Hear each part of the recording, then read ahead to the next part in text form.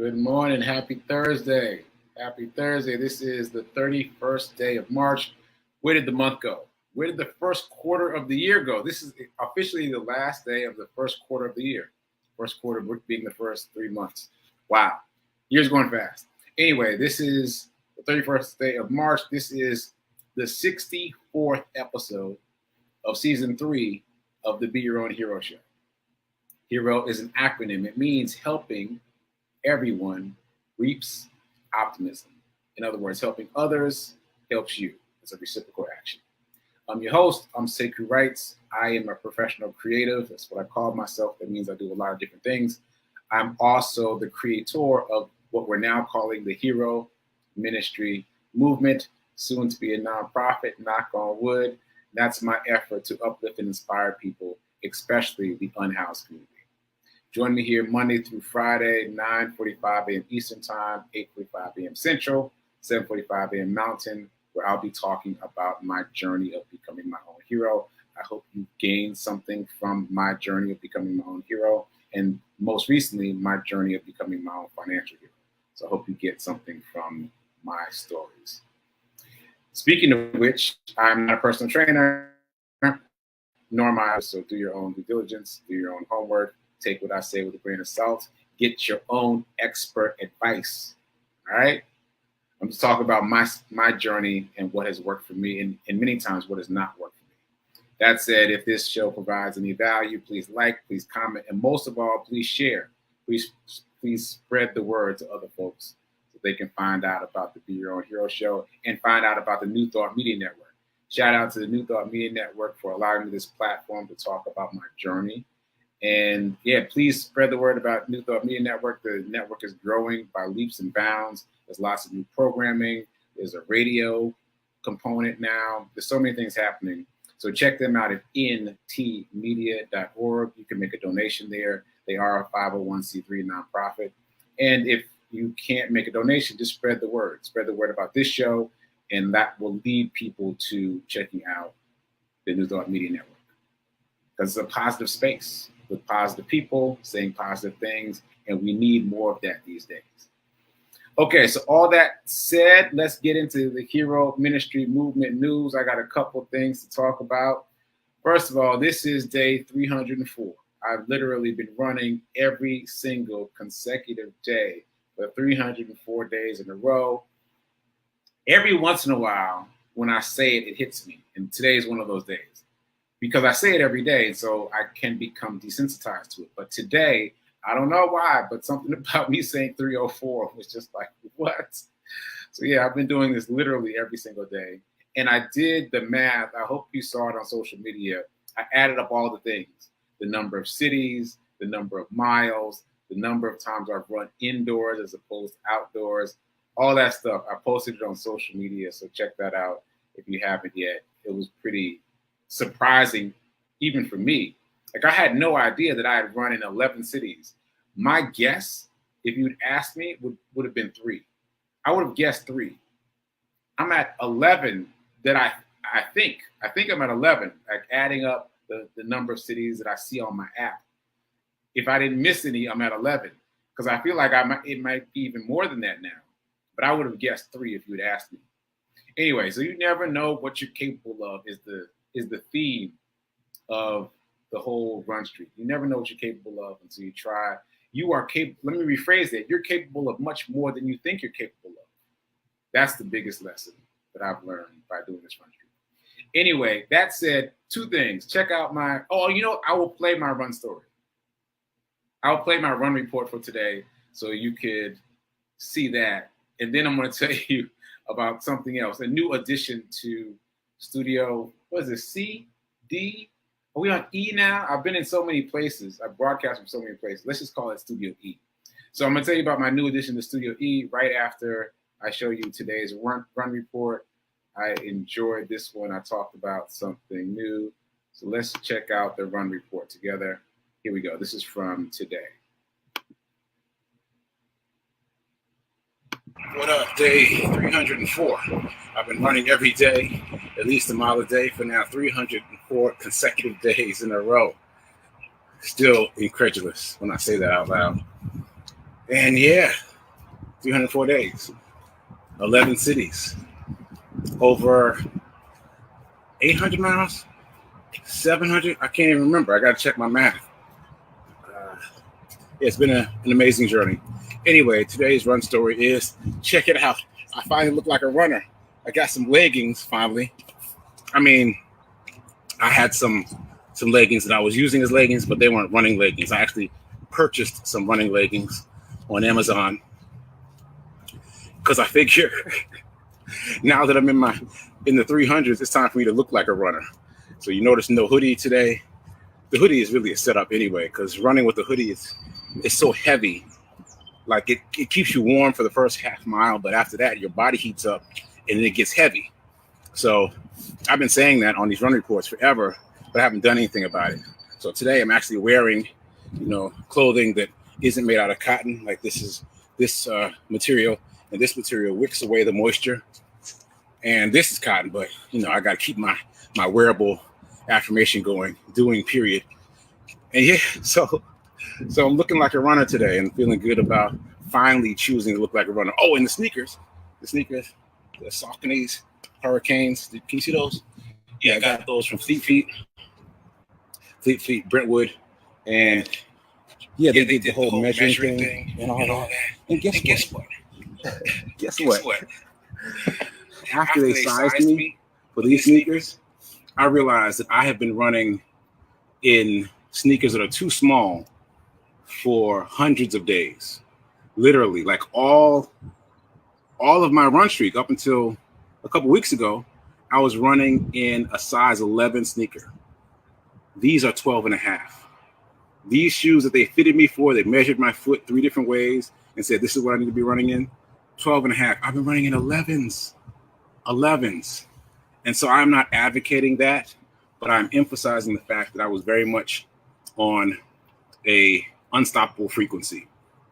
Because did my feet feel a little tight in those sneakers? Yeah, they did. But I kept on going, and I was able to run all those miles in shoes that didn't fit. I would not recommend it.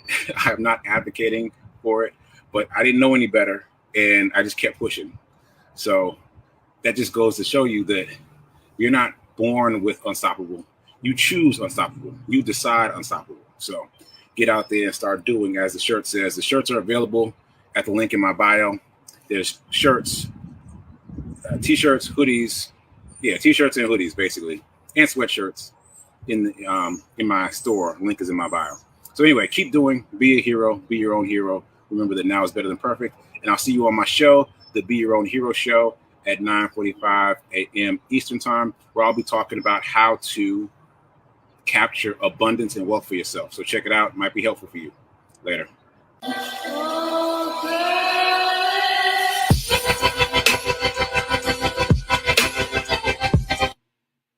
What up? Day 304.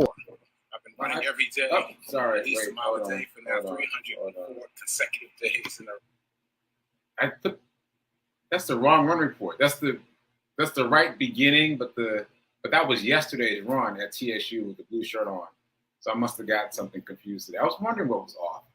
Anyway, I had to laugh at this comment from P. King. She said, "Oh my God, a whole size and a half." Lord, thank God. Yeah.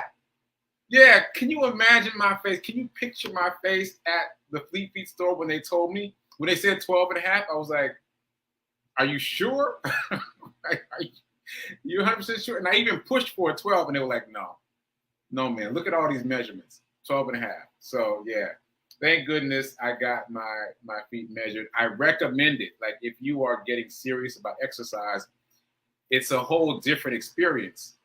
There's different information. Matter of fact, they said that I am a size 12, but they gave me a size 12 and a half because when you're running, your feet heat up, they expand, like all this stuff that I wouldn't have thought about. So no matter what your journey is in terms of exercise, make sure that you get the right stuff. Don't be like Sekou. Get the right stuff early on. Don't wait until you're in your 300th day to get some leggings. Don't wait till you're in your 200th day to get some sneakers. Get your stuff early on so that you can be better prepared. Okay, so that's my sidebar. Now, Another sidebar. Look right here. Right? What is that? What is that? This is a medal holder. You see this? It spins.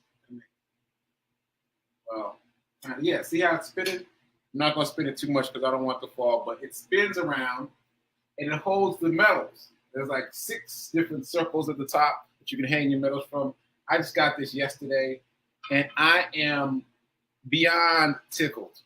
The funny thing is, when I got my second medal, I started thinking about, I should get a thing to display medals. And, I'm new to running. I didn't know what that was. I said, I should get a thing. And I was like, I'll get one later. And so I just kept putting it off and putting it off and putting it off. And then I started thinking about it again after my run in Alabama, the 51-mile race from Selma to Montgomery. I started thinking about it again, especially because my teammates were displaying all their medals, both holding them up, wearing them, and also on their display cases. I was like, I should probably get a display case. Let me tell you, this has given me so much joy. If I had known that I would have this much joy from getting this, I would have gotten it a long time ago. It's just a physical reminder of the journey that I've been on. That's different than having the medals laying around. It's just psychologically different. So this has six medals on it. This is the biggest one. This is from Montgomery, Selma to Montgomery, the Selma to Montgomery 51-mile. What do they call it? Ultra relay. And here's one from Steps to Success. This is a nonprofit created by the Nashville captain of Black Men Run. Check this out. It spins. Can you see that? You can kind of see that. This part spins. Anyway, I got some medals up here that are pretty cool. This isn't even all of my medals. This isn't even all of my running medals. I got more than this. But it's such a testament to the journey. So I went from not exercising at all, really, to running a little bit on the treadmill every once in a while, to running consistently on the treadmill, to running outdoors, to running in races, to running in a 51-mile ultra marathon most recently, and currently training for my second half marathon. Not my first, my second half marathon. And so this really has brought me quite a bit of joy. If you've got some medals laying around, you should totally get a thing. Get a thingy. Get a thingy to display them, because it will give you a different kind of joy in your spirit. So do that for yourself. And if you're not a runner or an exerciser, just get something that gives you joy. Have something in your space that gives you joy. It can't be overemphasized. Having something in your space that gives you joy is important. All right, so I've talked quite a bit about that. So you're going to see this behind me, and you're going to see it change as I add more medals, because there's still more medals laying around that I haven't put on the stand yet, which is wild. All right, so all that said, that is the run streak. Today is day 304. We showed the run report. I showed you my new thing. I talked about my new leggings that I just got on Amazon. And yeah, so now we're moving on. Okay, so Morning Zen it's kind of a throwback to yesterday. I was talking about how the universe is in conversation with you all the time, whether you realize it or not. Okay, circling back, dear Gladys, get you a stand. 5 medals? That's a lot. Get you a stand. It'll fill the thing up, and it's going to fill you with joy. The joy of accomplishment, of achievement, of tracking your progress, how far you've gone, things that you've accomplished. Like, I can't quite explain it, but it's much different having these hung up and displayed than it was having these same medals laying around. They were right here. Now they're up. It makes a difference. So yeah, get you a stand, Gladys. Okay, so I was talking about being in conversation with the universe, and here is another example of that. Yesterday, and many times, but recently yesterday, I was talking about how I set up my social media to ambush me with positive messages, specifically on TikTok, but in general too. Well, Guess what? So later yesterday, I watched this motivational speech, and this woman was talking about just that. And there's a phrase for it. It's called intentional scrolling. Intentional scrolling. Intentional scrolling. So part one is look at that conversation with the universe. I'm talking to you about being ambushed by positive messages. And then that same day, I am privy to this speech where someone tells me what it's actually called. So part one is being in conversation with the universe. And part two is the validity of it.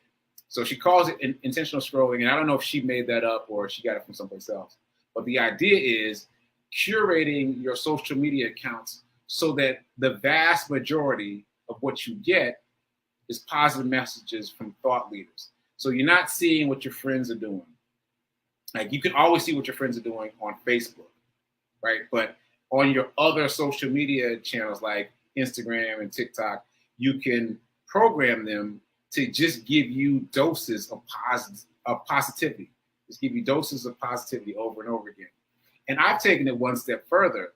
I did this already a while ago, but now I'm calling it an intentional account based on her language of yesterday.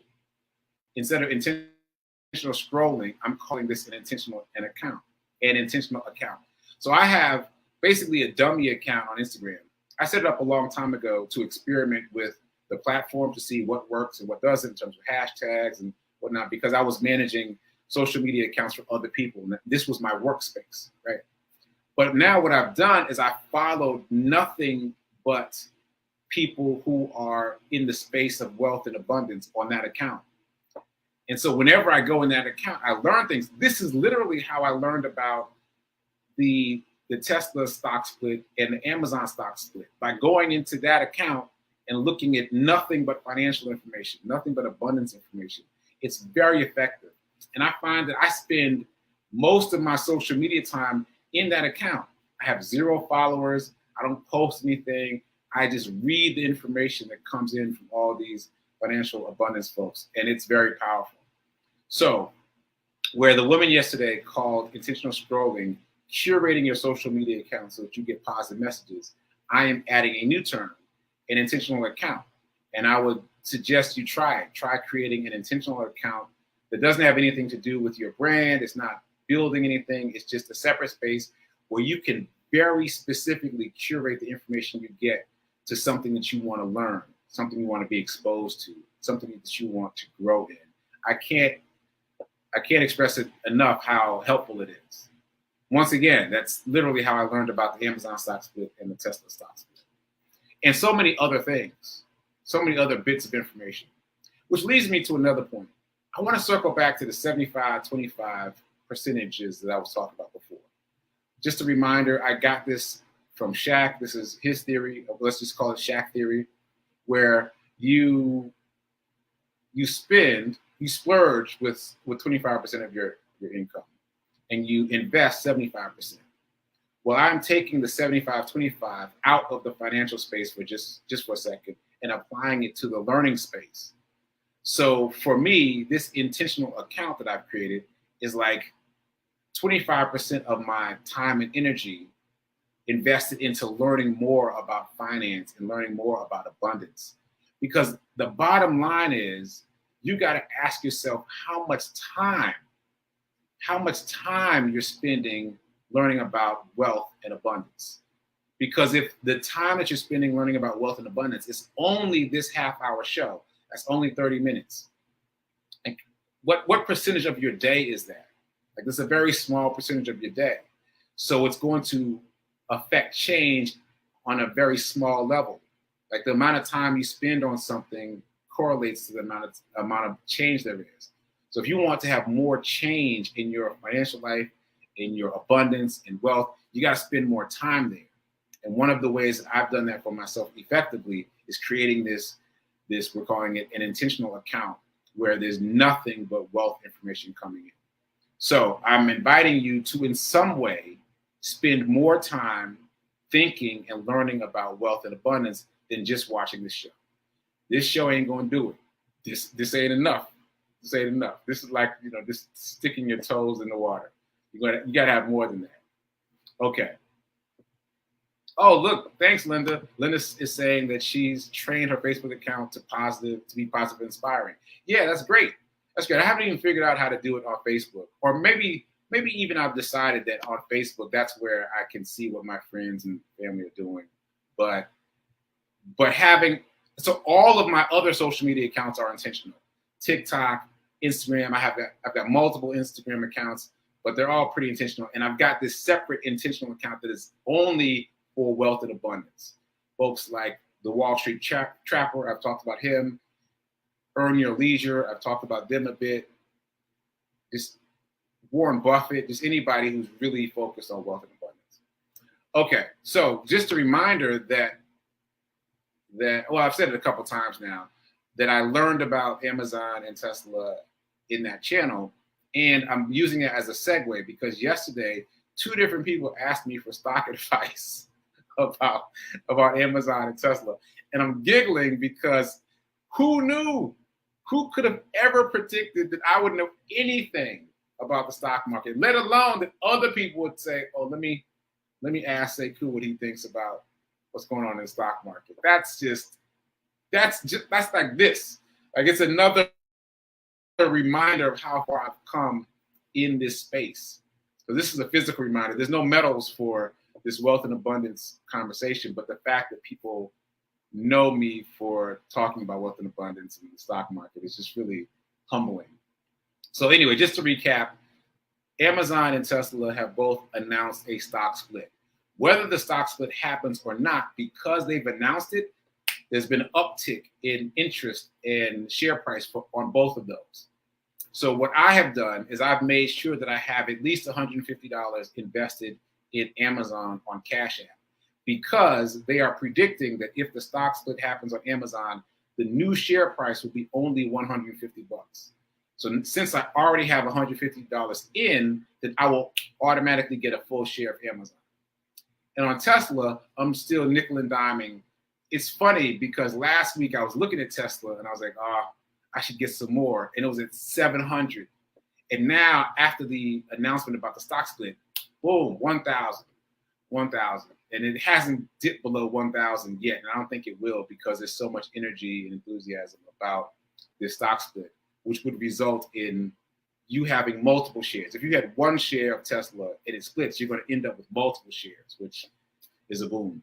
So that's what's going on in terms of the stock market. I wasn't supposed to be talking about that yet in terms of the flow of the show, but I'm already here.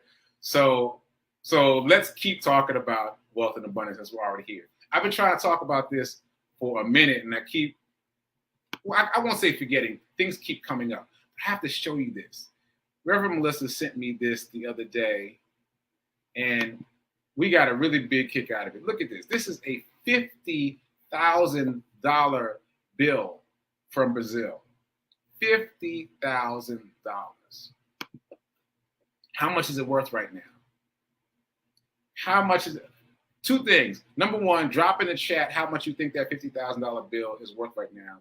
That's number 1. Number 2, grab a piece of paper and a pen or something to write on, because we have a writing exercise today. And I know I haven't done a writing exercise in a while, so I'm giving you an advance notice. We'll do it at the end.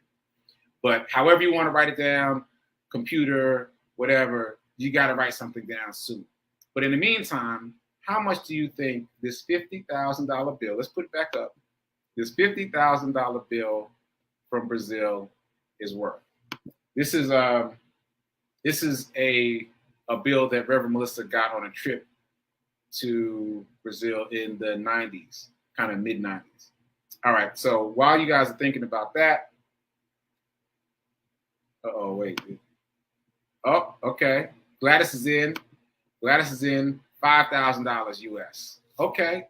Who else has a guess about what that $50,000 bill from Brazil is worth? So drop that in.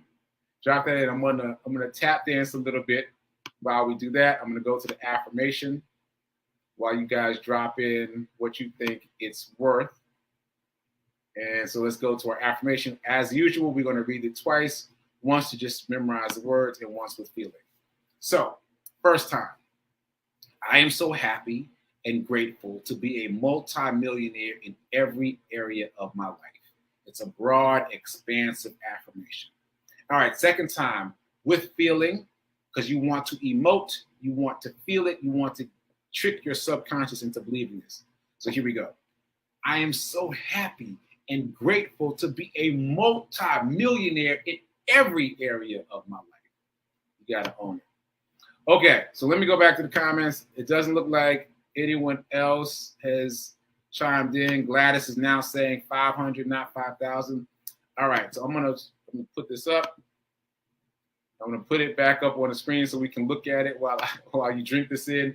This $50,000 bill from Brazil is worth nothing. It's worth zero. It's worth zero. In Brazil and in the United States, it's worth nothing because the currency was defunded. Why? Because of hyperinflation. So hyperinflation is what happens after inflation. So what happens is, as I noted before in this show, inflation does mean the rising cost of goods. We're all familiar with that. But we don't think about the fact that that also means the falling price of the dollar, whatever dollar you're using. It doesn't matter which one it is, whether it's the Brazilian dollar or US dollar, that the value is falling as the price of goods are going up. It's a seesaw. That's not something I was aware of before. So really drink that in. The value of the dollar is falling.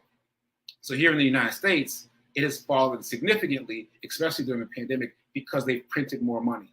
And as with anything, when there's more of it, when you increase supply, then you reduce the worth of it, right? So the value of the dollar has fallen. So I just want to emphasize that because hyperinflation can happen anywhere. Inflation can turn to hyperinflation at any given point. So the fact that they printed so much money during the pandemic is a warning. It's a warning. It's a warning to invest, right? So if you need more emphasis, if you need more impetus to invest, there you go. Because they're printing money, you need to invest in something that's a little more secure.